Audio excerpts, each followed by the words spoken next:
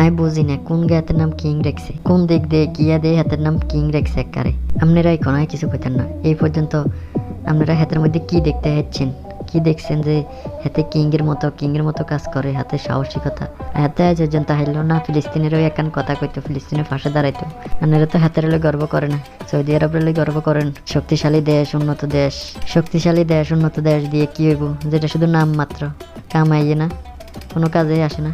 এনারা হয়তো কইবেন ক্ষমতা টিকে থাকতে হলে সবার লোকে সমঝোতা করে চলতে হয়, এটা ঠিক আছে, এটা আমি বুঝি, কিন্তু ভেজাল করতাম তো হাতের কইন না। হাতে কথা তো বলতে পারে, ফিলিস্তিনের ওই একার কথা বলুক, কিংবা ঐক্য গড়ে তুলুক হাতের আশেপাশে কিনে যে ভালো ভালো দেশ ওগর, সব মুসলিম দেশ। হ্যাঁ, এতক্ষণ কার কথা কই রানারা নিশ্চয় বুঝতে পারছেন।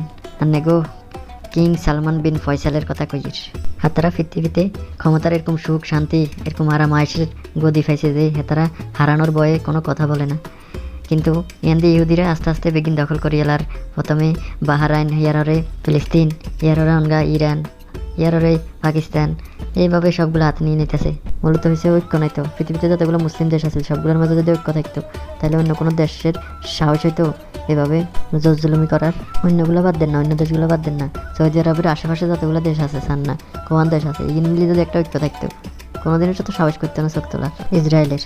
এখন আর দুঃখ হেটা নয়, আর দুঃখটা হয়েছে, আর সমস্যাটা হয়েছে হাতের নামের লগে হাতের কার্যকলাপ যায়নি।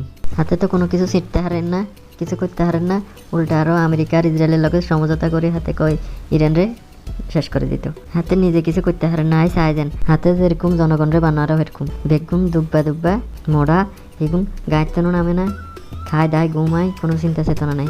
আগের মতো আর সৌদি আরব নাই। আগে যেরকম আইন কানুন সীমাবদ্ধতা ছিল এখন আর আগের মতো নেই। অলরেডি অনেক কিছুকে বৈধতা দিয়ে দিছে। যারা বর্তমানে সৌদি আরবে অবস্থান করতেছে হাতারা করতে পারবো কিরকম, যেটা নাকি চিন্তারও বাইরে। দেখুন সৌদি আরবকে নিয়ে আমি নিজেও গর্ব করি, অনেক ভালোবাসি, কিন্তু চোখের সামনে কত কিছু ঘটে যাচ্ছে। সব দেশ শুধু যে সৌদি আরবেরই দোষ তা না, সব দেশেরই দোষ আছে। যদি আমার কথায় আপনাদের খারাপ লাগে তো মাফ করবেন আমাকে, কথাগুলো মিথ্যা নয়। সারাদিকে কি হচ্ছে আপনারা দেখতেই পাচ্ছেন, আপনারাই মিলাই নিন।